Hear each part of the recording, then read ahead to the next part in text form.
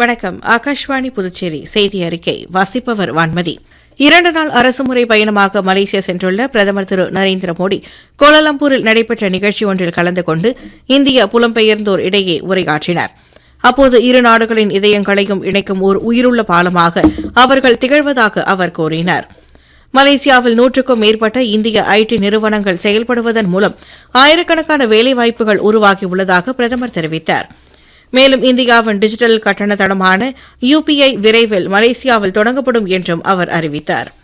நாளை பிரதமர் திரு நரேந்திர மோடி மலேசிய பிரதமர் திரு அன்வார் இப்ராஹிமுடன் ராணுவ பாதுகாப்பு, பொருளாதாரம், படைப்பாற்றல், திறன் பங்களிப்பு உள்ளிட்ட பல்வேறு அம்சங்கள் குறித்து இருதரப்பு பேச்சுவார்த்தைகளை மேற்கொள்ளவுள்ளார்.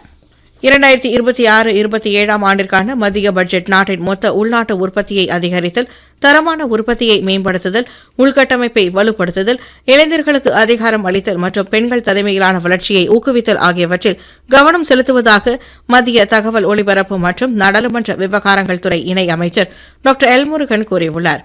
இன்று புதுச்சேரியில் செய்தியாளர்களிடையே பேசிய அவர் 40,000 கோடி ரூபாய் மதிப்பீட்டில் மின்னணு சாதனங்கள் உற்பத்தி நிறுவனங்கள் தொடங்கப்பட உள்ளதாகவும், மீனவர் நலனுக்காக உள்நாட்டு மீன் பிடிப்புகளை உயர்த்துவதற்காக 500 நீர்த்தேக்க தொட்டிகள் உருவாக்கப்பட உள்ளதாகவும் தெரிவித்தார்.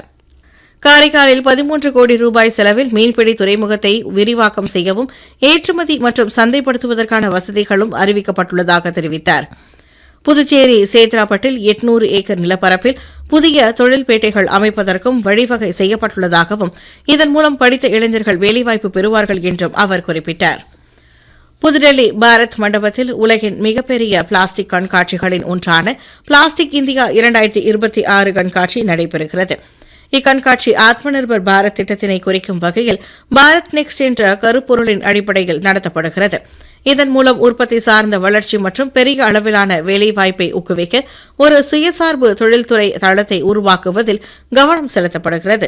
இக்கண்காட்சி வரும் 10ஆம் தேதியுடன் முடிவடைகிறது. இந்திய அமெரிக்க நாடுகளுக்கு இடையே ஏற்பட்டுள்ள இடைக்கால வர்த்தக ஒப்பந்தத்தை தொடர்ந்து இந்திய ஏற்றுமதி பொருட்களுக்கான வரி 18% குறைக்கப்பட்டுள்ளதாக மத்திய வர்த்தக மற்றும் தொழில்துறை அமைச்சர் திரு பியூஷ் கோயல் தெரிவித்துள்ளார். சீனா, பாகிஸ்தான், பங்களாதேஷ் மற்றும் வியட்நாம் உள்ளிட்ட அண்டை நாடுகளை விட இந்தியா குறைவான வரியை கொண்டுள்ளது என்றும் அவர் கூறினார்.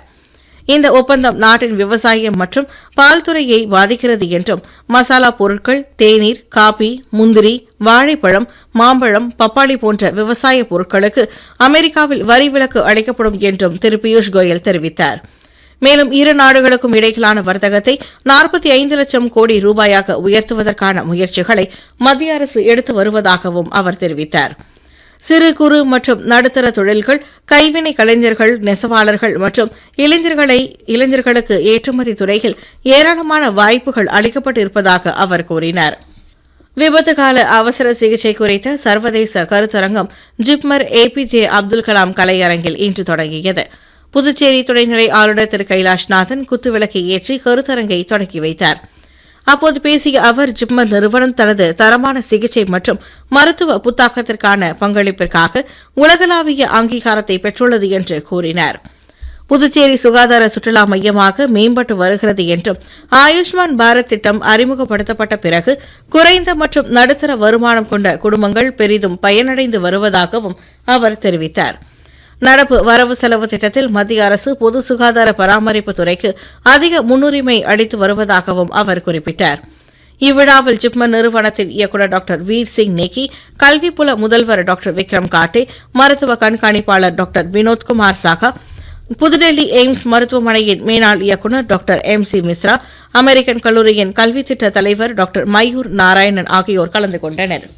கொல்கத்தா ஈடன் கார்டன் மைதானத்தில் இன்று மேற்கிந்திய ஸ்காட்லாந்து அணிகளுக்கு இடையே நடைபெற்ற T20 உலகக்கோப்பை போட்டியில் மேற்கிந்திய அணி 35 ரன் வித்தியாசத்தில் வெற்றி பெற்றது. நெதர்லாந்து, பாகிஸ்தான் அணிகளுக்கு இடையே கொழும்புவில் நடைபெற்ற மற்றொரு போட்டியில் பாகிஸ்தான் 3 விக்கெட் வித்தியாசத்தில் வெற்றி பெற்றது.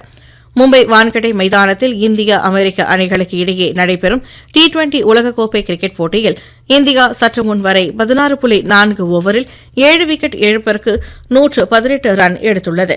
இத்துடன் இந்த செய்தி அறிக்கை நிறைவு பெறுகிறது.